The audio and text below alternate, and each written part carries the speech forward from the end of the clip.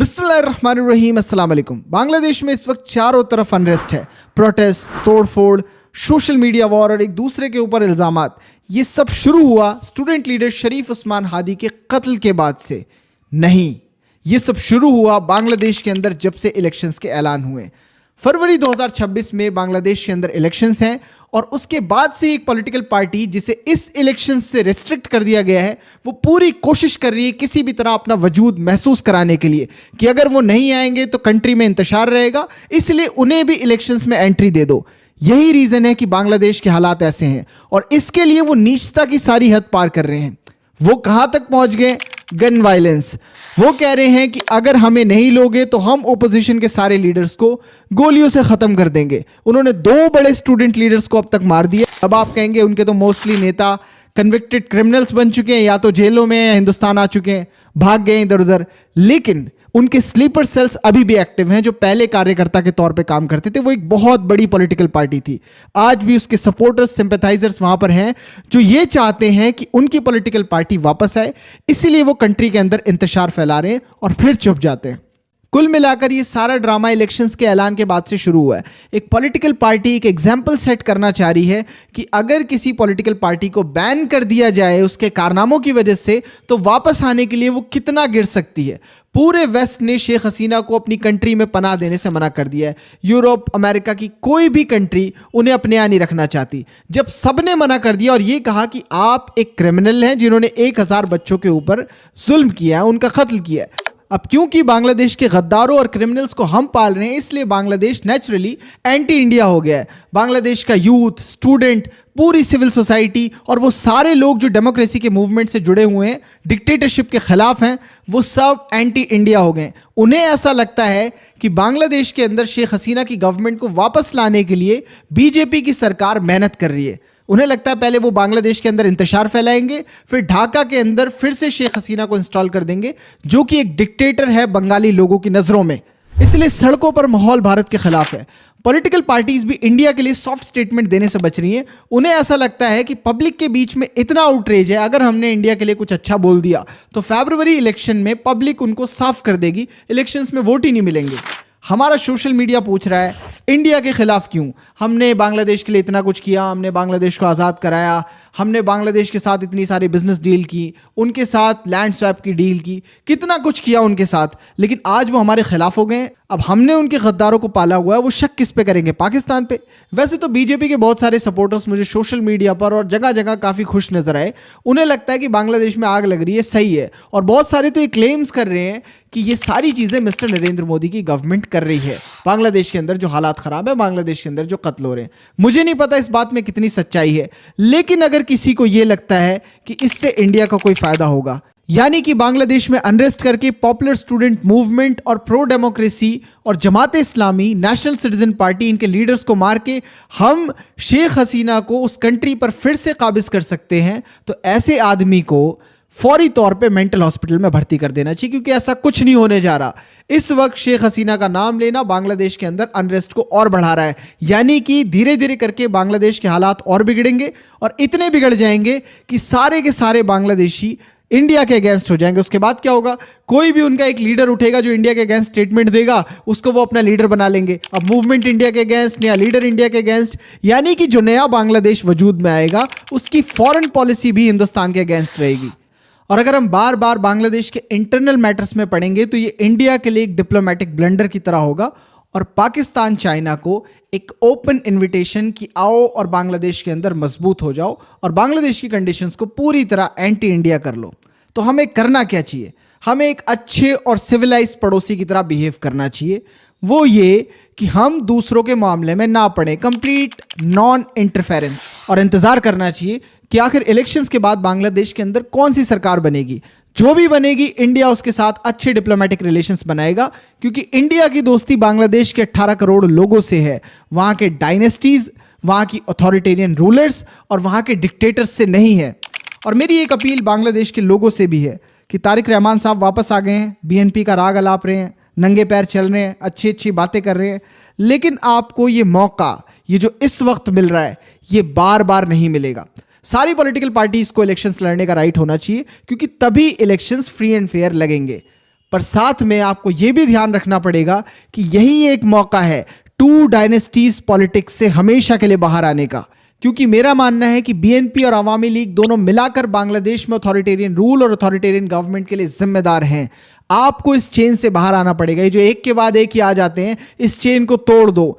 बांग्लादेश को बंगाल सल्तनत के दौर में वापस ले जाने के लिए सिर्फ एक रास्ता है, और वो ये कि बांग्लादेश के अंदर नया मूवमेंट, नई पॉलिटिकल पार्टी, नई सरकार और नया लीडर आए, जो नया लीडर अपने साथ बहुत सारे नए लीडर्स बनाए।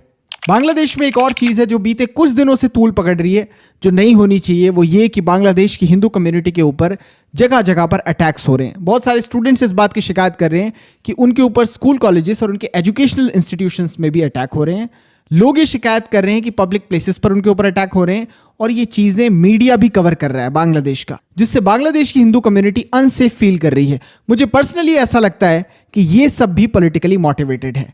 एक पर्टिकुलर पॉलिटिकल पार्टी जो बांग्लादेश में कभी हुकूमत में थी, वो अपने आप को महसूस कराना चाहती है बंगाली लोगों के बीच में, इसीलिए वो माइनॉरिटीज़ के ऊपर अटैक करवा रही है और ये साबित करने की कोशिश कर रही है कि ये देखो, बांग्लादेश के अंदर हालात पूरी तरह से बिगड़ गए हैं और माइनॉरिटीज़ भी सेफ नहीं है। ये वही वाला पैटर्न है जो आप इंडिया में देखते हो। हमारे यहाँ भी एक पॉलिटिकल पार्टी है जो जिन स्टेट्स में जब हुकूमत में नहीं रहती तो वो क्या करती है, उस स्टेट में इंतशार फैलाती है, दंगे करवाती है, अपने जानवरों को छोड़ देती है, वो जाकर हमले करते हैं लोगों के ऊपर।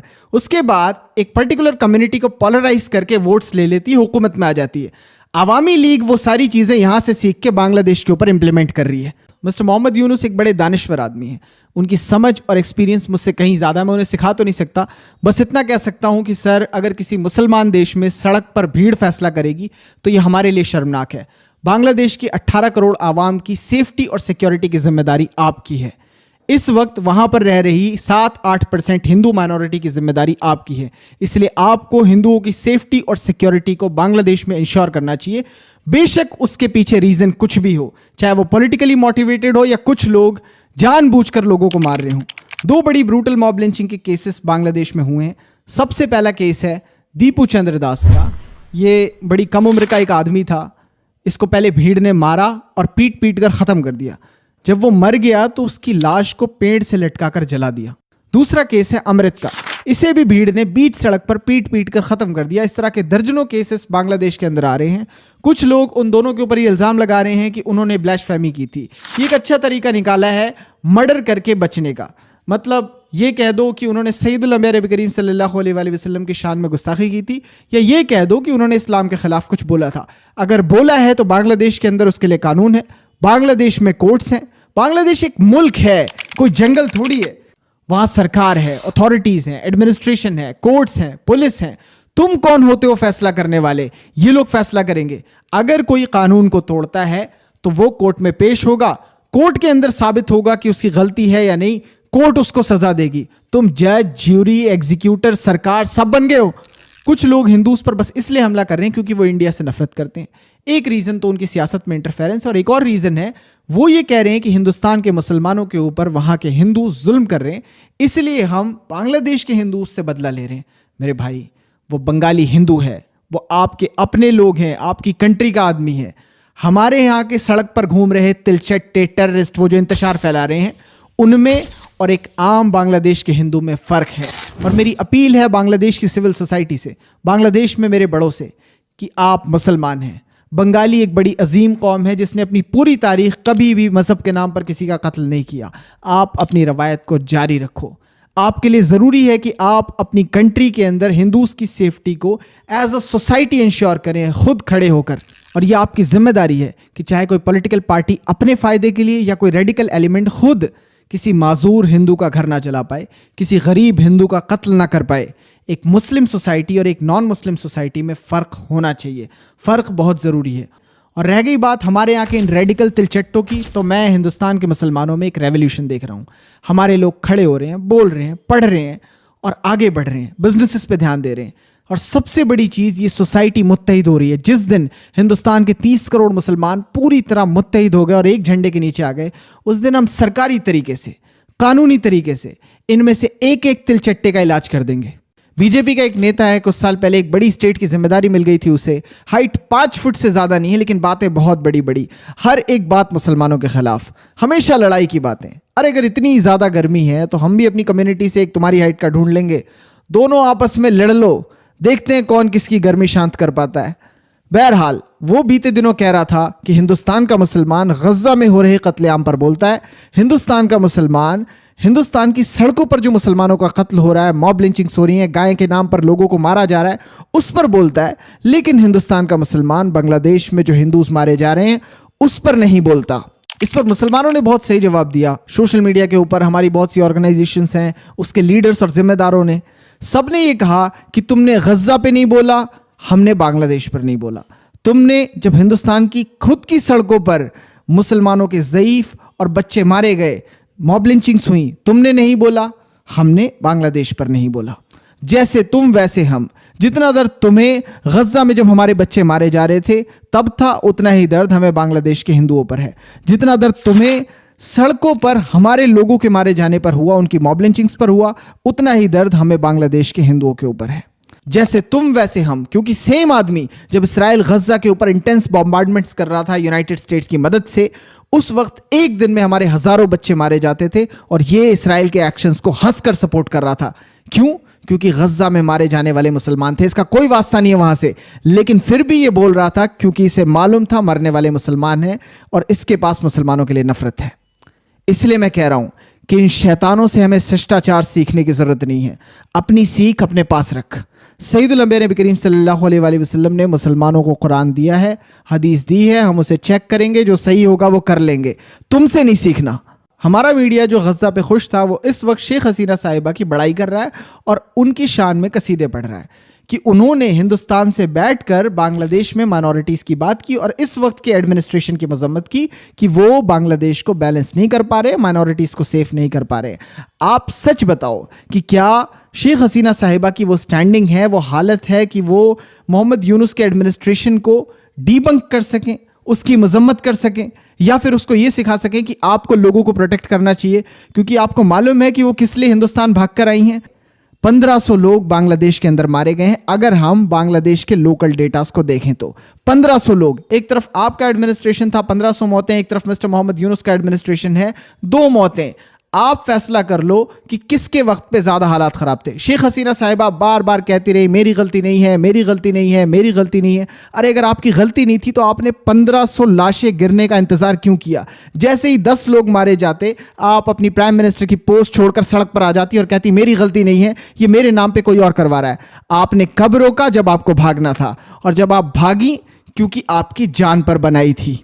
और इन सब के बाद भी अगर आपको लगता है कि आप सही हैं, दुनिया गलत है, तो आप बांग्लादेश की कोर्ट में कन्विक्टेड क्रिमिनल बन चुकी हैं, आपको गिल्टी पाया गया है, तो आप वहाँ जाएं, अपना केस लड़ें, उससे चैलेंज करके खुद को बेकसूर साबित करें। उसके बाद हमारे करप्ट नेता आपको बेंगलोर में बंगला दिलवा दें, हमें कोई दिक्कत नहीं, जब तक हमारी 140 करोड़ की आवाम का ज़मीर ना जाग जाए। हमारे यहाँ बहुत से सो कॉल्ड सेलिब्रिटीज़ हैं जिन्हें हमारा मुर्दा समाज सितारे भी कहता है, बॉलीवुड के नाचने गाने वाले। इन लोगों को हमारी कम्युनिटी ने बहुत इंपॉर्टेंस दे रखी है। ये सारे लोग बीते दिनों कुछ ट्वीट्स कर रहे हैं, पोस्ट कर रहे हैं, इंस्टा स्टोरीज डाल रहे हैं, जिसमें ये बताने की कोशिश कर रहे हैं कि बांग्लादेश के अंदर तो हिंदुओं का नरसंहार चल रहा है सिर्फ 2 मौतों पर। लेकिन दूसरी तरफ पिछले 11 साल में बीजेपी के एडमिनिस्ट्रेशन के अंदर सड़क पर मॉब लिंचिंग्स हुई, गाय के नाम पर लोग मारे गए, बहुत से मुसलमानों का कत्ल हुआ, और ये सारे लोग सिर्फ मुसलमान होने की वजह से मारे गए। एक नहीं, हजारों इंसिडेंट्स हैं, लेकिन इनमें से किसी ने कुछ नहीं बोला। और इनकी तो भीड़ लगी रहती है, एक हिसाब रश लगा देते हैं ये मिस्टर नरेंद्र मोदी और बीजेपी के बाकी सारे नेताओं के साथ फोटो लेने के लिए, सिर्फ एक फोटो लेने के लिए। ये वो लोग हैं जिनको तुम सितारा कहते हो। हमारा सोशल मीडिया कह रहा है कि बात को इंटरनेशनल लेवल पे ले जाना चाहिए, इंटरनेशनल लेवल पे नहीं, इंटरनेशनल लेवल पे। तुम में से जितने भी लोगों के पास अकल है, एक बार मुझे ऑनेस्ट होके बताओ, क्या इस वक्त भारत की स्टैंडिंग है कि हम इंटरनेशनल लेवल पर इस तरह के केसेस ले जाएं, या मॉब लिंचिंग्स पर बांग्लादेश को नसीहत दे दें? तुम 2 केस दोगे, वो 50 केस तुम्हारे मुंह पे मारेगा। क्या ये फैक्ट नहीं है? क्या तुम सच में सिखा सकते हो? अगर यूनाइटेड नेशंस में जाकर हमारे ऑफिशियल्स बांग्लादेश को कोई नसीहत दें तो यूनाइटेड नेशंस और वेस्टर्न नेशंस हमारी क्लास लगा देंगे कि भाई तुम पहले अपना देख लो, तुम्हारे केसेस हम पढ़ रहे हैं, खत्म ही नहीं हो रहे। ये तो वही वाली बात हो गई कि गिद्ध कौवे को समझा रहा है लाशें नहीं नोचनी चाहिए, खुद का घर शीशे का, दूसरों के घर पे पत्थर मारना है। बहरहाल मेरी अपील है बांग्लादेश की सिविल सोसाइटी में मेरे बड़ों से कि आपको माइनॉरिटीज़ को प्रोटेक्ट करना होगा। आप बंगाली सिविलाइजेशन से हैं, ये कोई छोटी बात नहीं है। और सबसे बड़ी चीज़, आप मुसलमान हैं। सैयदुल अंबिया नबी करीम सल्लल्लाहु अलैहि वसल्लम ने माइनॉरिटीज़ को प्रोटेक्ट करने का हुक्म दिया है। मैं आपको 2 हदीस बता देता हूँ। एक हदीस सही बुखारी की है, इंटरनेशनल नंबर 3166, जिसमें सैयदुल अंबिया नबी करीम सल्लल्लाहु अलैहि वसल्लम फरमाते हैं, जो भी मुसलमान किसी गैर मुस्लिम को नाहक कत्ल कर दे वो जन्नत की खुशबू से महरूम हो जाएगा, जबकि जन्नत की खुशबू 40 साल की राह की दूरी से सुंघाई देने लगती है। दूसरी हदीस अबू दाऊद की है, नंबर 3052।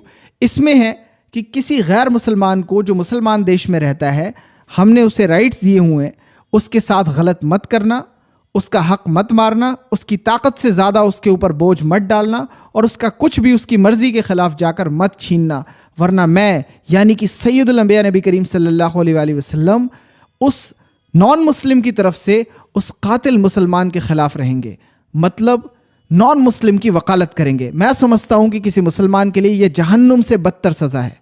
फेक न्यूज़ का दौर चल रहा है, आपको चारों तरफ से फेक न्यूज़ मिल जाती है, आप उसे कंज्यूम कर लेते हो, इसीलिए आपका ओपिनियन भी प्रोपेगेंडा के साथ चल रहा है, आप उसी तरह से सोचने लगे हैं। इसे दूर करने के लिए आपको हमारी टीएमपी न्यूज़ ऐप को ज़रूर डाउनलोड करना चाहिए। डायरेक्ट प्ले स्टोर पर जाना है, वहाँ टीएमपी न्यूज़ सर्च करना है, ये ऐप आ जाएगा, इसको आपको डाउनलोड कर लेना है, या आप डायरेक्ट वेब पर भी सर्च कर सकते हैं tmpnews.com से।